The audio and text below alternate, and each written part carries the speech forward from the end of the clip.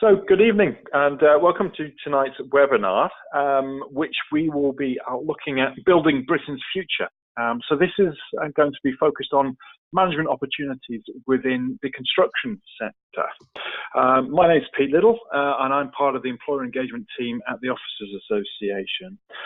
So on your screen now, you should see that we are going to be working through the webinar, which will give you an overview of the organisation called BuildForce, which is an enabler to get into the construction sector.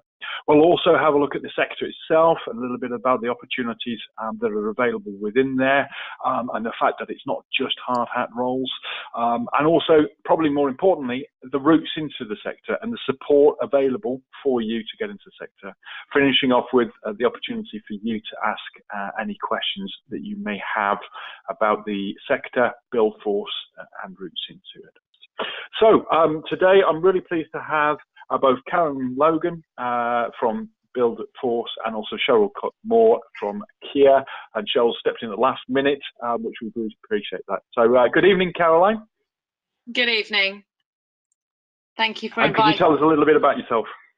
Sure, yeah. My name's Caroline Logan. I'm project manager of the programme, of the BuildForce programme, and the day-to-day point of contact for both our military and employer network. Brilliant. And you can see there just how big this network is, and we'll go into that a bit more in detail, of 84 employers currently working with BuildForce. And hi, Cheryl. As I said, a last-minute addition, so thank you very much for freeing up some time to support us today. Hi, Cheryl. Hello. No, thank you very much for inviting me, Peter. Yes, I'm the CSR manager, so corporate sociability for Kia. I work for Kia Construction Northern. We have about 200 people within that division, but we employ over 20,000 employees in the construction and built environment. Brilliant. Thank you, Cheryl. So let's start off first with what BuildForce actually is as an organisation. Maybe, Caroline, you could just talk through that. Sure, yeah. BuildForce is a collaborative industry-led programme offering a second career to the ex-military community, whilst also trying to solve the current skills gap that we're currently facing in construction. We do this through a UK-wide BuildForce alliance of employers, industry bodies and charities, and you'll see those listed later on in the presentation. Over the last year, BuildForce has regionalised the BuildForce Alliance to ensure that we have nationwide opportunities to offer. We're funded by the Construction Industry Training Board, and more recently, I'm delighted to announce that we will be working in partnership with the Royal Foundation. Big news, but not externally communicated yet, so you're the first to hear. Oh, thanks, Caroline. We'll take that. Brilliant. And if you could just a little bit show you the development and how far it's come in the last few years, that'd be great. Yeah, I mean, we will go through it through the slides, but yeah, so in 2014-15 was the pilot version of BuildForce. Ethos weren't the delivery partner then, that was Construction Youth Trust, and main lessons learned in that phase, I believe, was that it was very London-centric, and for obvious reasons, most service leaders don't choose to reside in London. So the main thing that we realised we would have to do in the phase that we're in now is make it nationwide. As I said, we have regionalised our alliance. It was founded by the partners that you see there, Carillion and Crossrail, obviously no more, but EY, Lend-Lease, Morgan Sindon and Wilson James now sit on our steering group. We're still working, still part funded by the construction industry, construction by CITB, beg your pardon. And the phase we're in now kicked off at the Tower of London late January 2017. And I guess that leads naturally into a point you raised earlier about some of the pressures within the industry, yeah, and why BuildForce was actually created. Yeah. Maybe you could just talk about how this closely aligns. So we've been told 14,000 individuals leave the armed forces every year, and by 2019 it's estimated that the construction sector will need 250,000 new recruits, and now this figure is continually rising. So how BuildForce works is we match the skill sets that the ex-military has to offer to the construction arena, and we do this through our fantastic network of industry mentors and champions, of which Cheryl is one. I do want to say at this point as well, we are not a recruitment agency, so we're not there just to get you a job. We're so much more than that, and we open a door into the construction sector, providing a really rich networking platform. Oh, thanks, Karen. And just looking at this the construction need, the skills gap there, 224,000. Is that each year, or is that whatever time period is that we're looking at there? That's the skill sets that we need by 2019. So that's the openings for 2019, and with everything that the construction sector is facing, it's rising. Maybe Cheryl might want to add on that. Yeah, I mean, the dynamics of construction are constantly moving, but unfortunately we have some older generation that need to be replaced, and obviously the construction design and IT development's moving as well, so lots of different opportunities, and probably quite different to how it used to be. Okay, great. And just thinking about the skill sets required for that, maybe you could just tell us a little bit about the transferable skills everyone talks about, but which in particular are well suited for the construction industry, other than wearing battle bowlers, I guess. So yeah, I mean, the transferable skills, I mean, what's obvious to me is the ex-military come in abundance with their aptitude and attitude, their leadership skills, their resilience, their attention to detail, their discipline, etc. And I think this is a perfect time to tell the listeners a case study that we had recently. Serving colonel in the infantry, chief of staff, came to me actually via the OA. He'd been recommended to come and have a chat with me. His opening conversation on the telephone was, I've been told to chat to you, can't see how you'll help me, but let's give it a go anyway. So we had a long conversation, starting with, the construction sector has much more to offer than just hard hats and building site, and we went through the various hierarchical opportunities that would suit him more, and he seemed to be a little bit interested. So I said, well, look, the best way to do this is let's match you with a really good mentor. So we matched him with Andy Parker of Morgan Sindall, who's a defence director, and they met for a coffee, and then I get a phone call from the colonel, absolutely enthused, very excited at a new door that had been opened that he never even considered. And then after a short time, he became our 100th recruit, and he's now working for the logistical company Wilson James as chief of staff, but for the construction sector and not the army. So it works. I'll take that, Caroline. And also, I appreciate the plug for the OA there. We'll take that every day. And also, if you'd like to read more about that, the individual's Nick Channer, Colonel Nick. He's actually got a case study on the OA website that you'll be able to read on our blog as well. So there's a bit extra information for you, which actually leads nicely into the BuildForce film as well, of course, Caroline, which gives even more details around that. Yeah. And Cheryl, your thoughts on the transferable skills that you look to bring into Kier, please. Yeah, we've benefited from a number of ex-service people working for us. I have a site manager, Dan Hansen, who is now managing a £6 million new build primary school. And he's absolutely superb. He manages the site, the teams, the subbies, the inductions, the health and safety, and nothing's a problem for him. And he's got all those skills from when he was serving in the army. So, we've got peripheral examples of people that have succeeded and done really well, and we just want more. Brilliant. And thinking about some of the skills we were talking about skills shortages earlier, just in numbers and head count, etc. But are there any particular skills that you're looking to bring through, in particular, that you can source from the military that stand out, which are higher value from the military, do you think? Well, I think purely just the discipline and the organisation and the skills of managing people. Because I mean, as much as construction's using heavy machinery, it's really working with people and negotiating and working in collaboration. And you've got those skills to abundance, and let alone the time management, the project management, the quality ethics, all that sort of stuff that you've learned through the skills in the army and the services. So, you know, that's ideal. That's what we need. We need people with enthusiasm, management skills, and just getting the job done, working in a team, and you know, that just fits so well. Yeah, I like that, getting the job done. So we can see that there really is an opportunity here. And if we maybe move on to the next one, the other thing is, as a service leaver, why would you consider construction? Hard for me to say, but maybe you could just, Caroline, talk through why construction as a sector.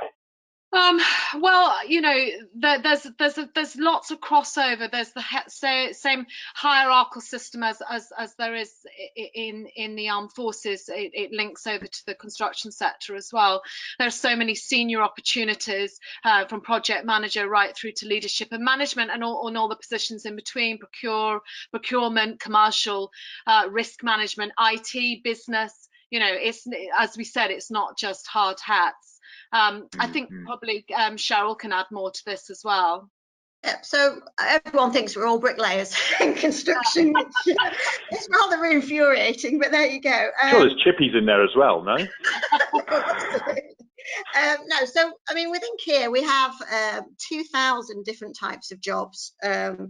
So if you think about a construction project, the build is almost the end project, because you've got all the people who do the design, all the people who work on the procurement, all who people work on the business development side. So there's opportunities all through there before you even get to site. And then when you get to site, like Caroline was saying, there's a hierarchy. So you could start out as an assistant site manager, but you could be assistant site manager on a £43 million job. So, you know, although it's an assistant, it's not really. And then you could then move on and run your own project for £5 million. So don't get too hung up on the title. It's really the opportunities that you can have to progress. Once you've done a number of sites, you could then become like a project manager. So you'd manage a number of sites, or be the overall manager of a number of site managers on a project. Or then you could be like a contracts manager, which again could have an overview. So there's specialists in that. So that's all site skills. So that's working with supply chain, collaboration and discussions. But then you've also got the logistics side. So I've worked in building services. So you're doing maintenance and repair, and you've got to get all the people to the different places. So there's lots of planning and scheduling. There's planning and scheduling in the job as well. So all these skill set is not that far away from what people are doing now. I mean, let's see here, risk management. Again, building can be a risk, and it's managing that and thinking of what ifs and how you can mitigate those circumstances. So it's thinking about what the skills you've currently got, what you enjoy doing, what you'd like to progress, and there are opportunities there. There are certain key sort of points within construction. People have heard about CSCS cards, so yeah, you would need that on a tier 1 site as construction, but also a general construction course like a HNC, HND is almost like a linchpin sort of qualification.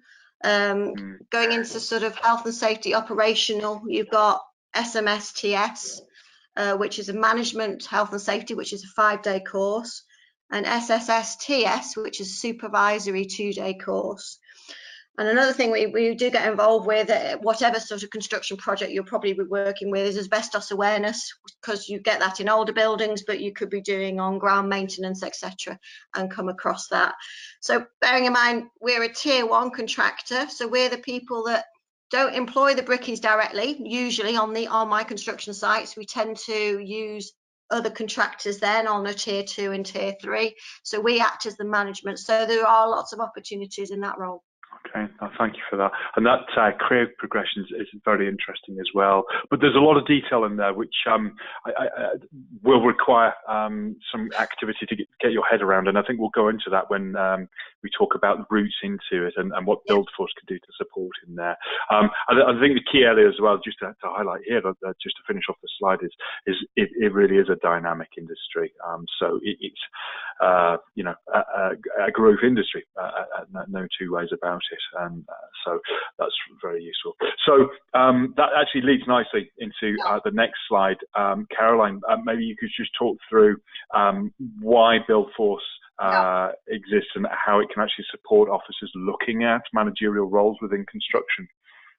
So how BuildForce works is we can really show you what the sector has to offer through our initial induction call with Lend-Lease. It's an in-depth hour call. It's the first, once you've registered with us, it's the next part of the programme, it's the next step.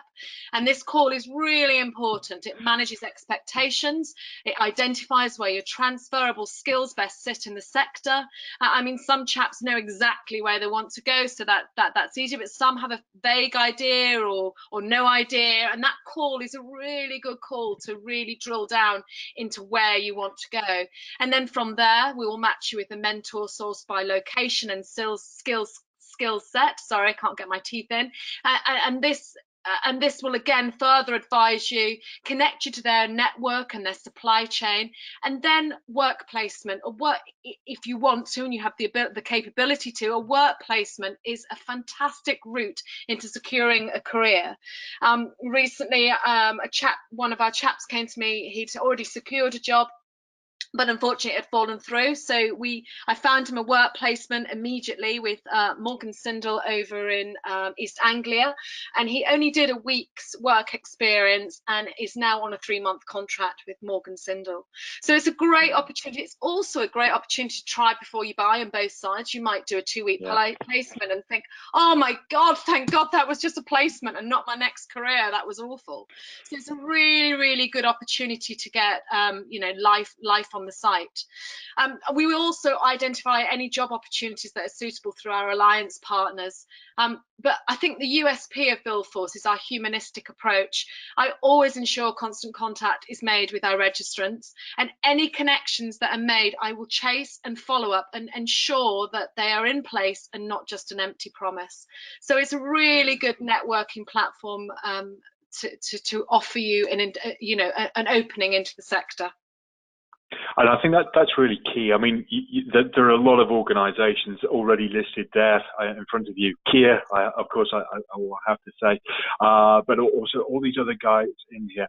But I think the critical thing is, if you're an officer and you're looking for a managerial role within construction, it's best to make use of this additional support to secure as high an entry point as possible, because you will need a little bit of more guidance of where the good fit is, and also the support of a mentor, which is exactly what Colonel Nick in your example earlier was able to take advantage of. So I'd certainly recommend that.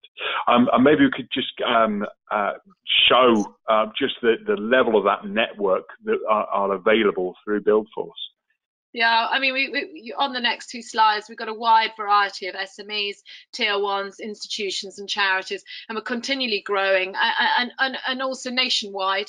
We have to be able to offer opportunities across the country, not just in one area. And I'm not sure we've got a slide with projects on, I can't remember, but we're working on some big projects like HS2, Hinckley, London Heathrow expansions about to kick off, just to mention a few. So it's an exciting place to be. Absolutely. And just to highlight the success that you've had in just over a year, really, it'd be great to see the numbers there. Yeah, I mean, I think we've had an incredible achievement in just a year and a half, because we're a very small team, and we don't have a lot of money, so we haven't got a lot of money to throw at it. So we really do rely on our alliance, and we've got to remember that although BuildForce is my day job, for our alliance, BuildForce is on top of their day job. So we really do appreciate the support that they give us. But we're in a very positive place. There's a demand from both industry and the service leaver for BuildForce to continue and to be the go-to organisation for a career in construction, from not only the ex-military perspective, but also the employer who wants to employ ex-military personnel. We've achieved in most cases and far exceeded all original targets as set by CITB. But my ultimate priority is my duty of care to our registrants and supporting their transition into civvy world and playing a large part in their next career. I really love my job, and I think that shows, and I love the relationships I make, not only with the ex-military community, but also the employers.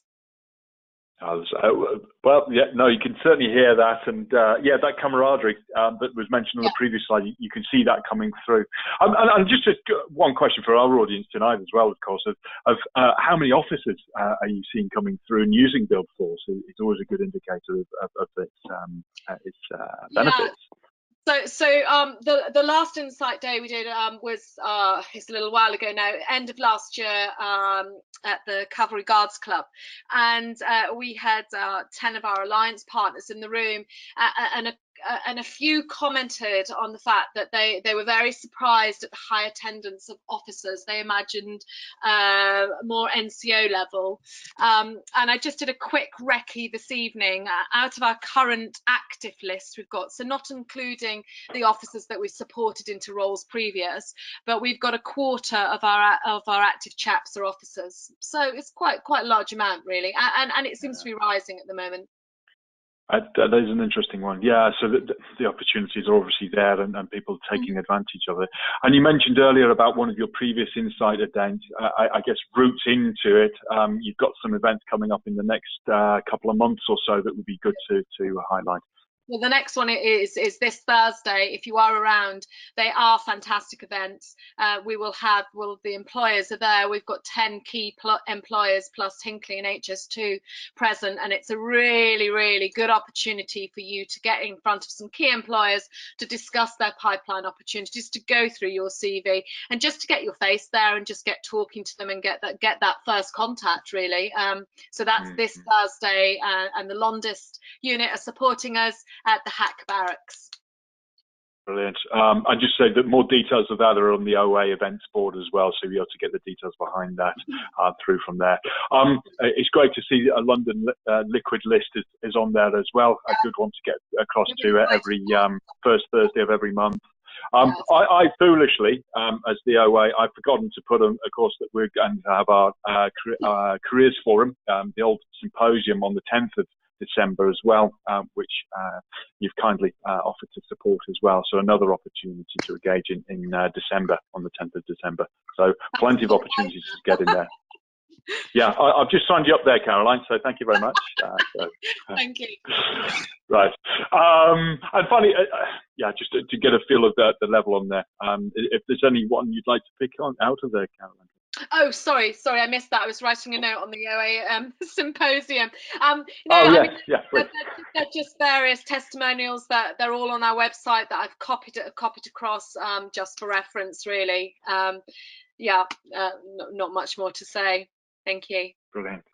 Okay, in which case, what we'll do is we've got now the opportunity, if you do have any questions from those presentations, please drop them down, and we'll ask the guys to share their insights into the industry. But maybe we could kick off with this question here. Looking at the original steering group, the one that stood out there, Carillion. Yeah. I guess we've got to ask the question of concerns around the instability that may be within the sector. Is there concerns to be raised there? Is there anything that you would say to put any concerns to bed on that one?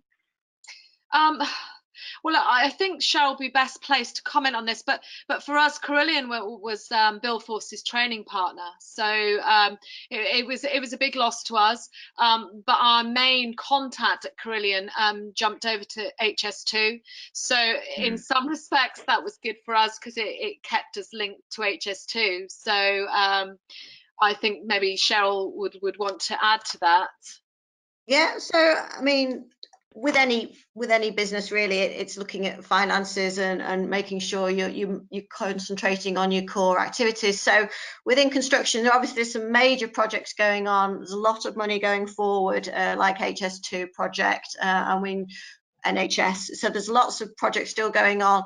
Construction, I think it was more of a blip, maybe from their only financial side. I know that Kier have reevaluated where they're up to and have got a very strong position now.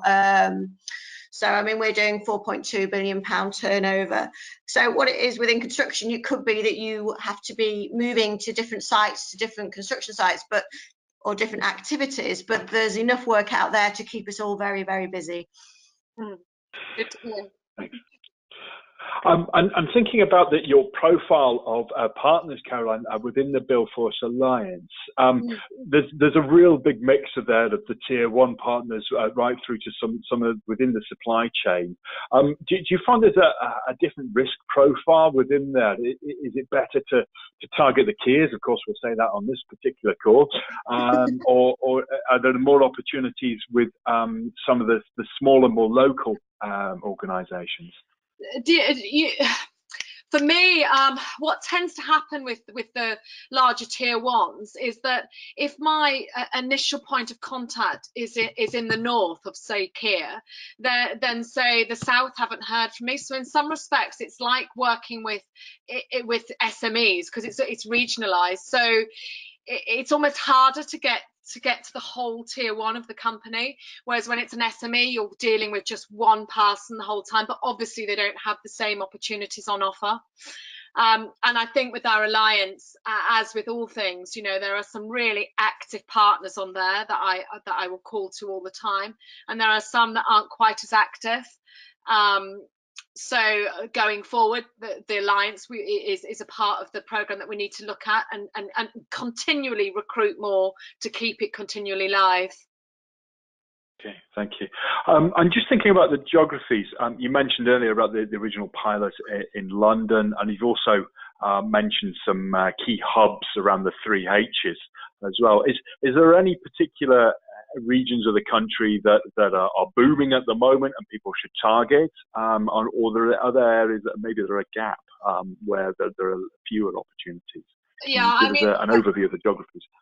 There's obviously huge amounts to go for years to come on HS2. So I'm working in the Midlands area at the moment, and it's quite slow to take off. So that's still yet to kick in, but that's definitely an area to look at. And obviously you've got Hinckley.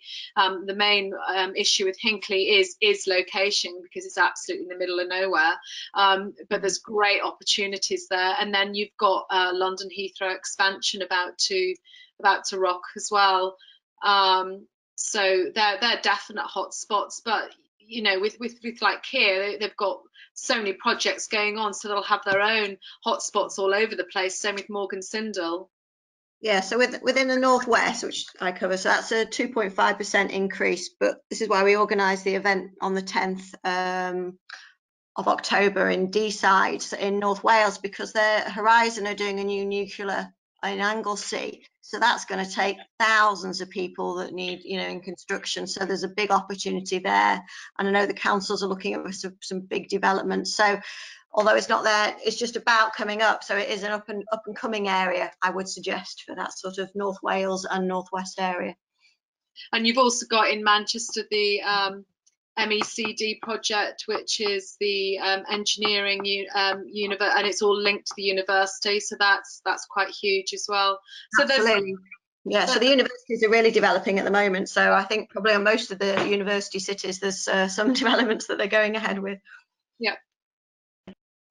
And just thinking about for the more senior roles, do you need to move around quite a bit to where those hotspots arise? Are you able to stay relatively in the same area?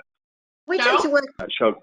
Well, we tend to have the regional offices, a bit like you were saying, like an SME. We almost run them as separate mini businesses. So within the areas, we have our own management structure, who then report to our central office. So no, there will be opportunities throughout the country, really.